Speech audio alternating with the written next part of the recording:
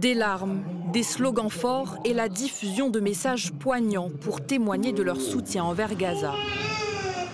Il y a 5 journalistes qui ont été assassinés par Israël lundi dernier. Ils ont été assassinés parce que justement ils délivrent le message de ce qui se passe à Gaza au monde entier.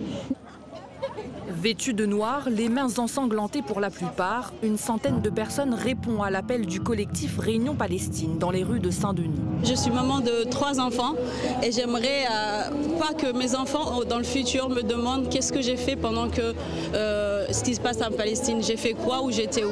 J'aimerais savoir leur dire que j'ai fait tout ce que je pouvais, j'ai crié autant que je pouvais.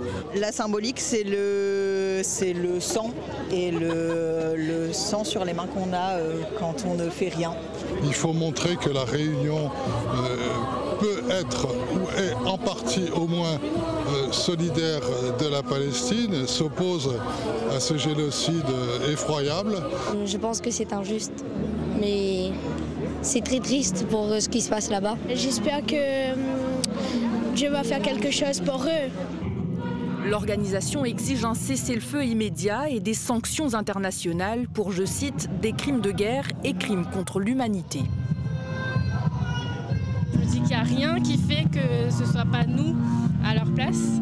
J'ai beaucoup d'empathie et je me mets à leur place et avec l'audio, ça me projette beaucoup dans la situation. Honte surtout par rapport à la complicité de notre État, l'État français.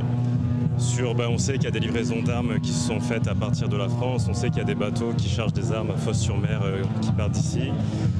On sait que Netanyahou a survolé le ciel de la France alors qu'il est sous mandat d'arrêt international et que la France était censée l'arrêter. Le cortège, parti du bas de la ville, s'arrête à plusieurs endroits stratégiques. Ça fait sens d'être en face de la mosquée.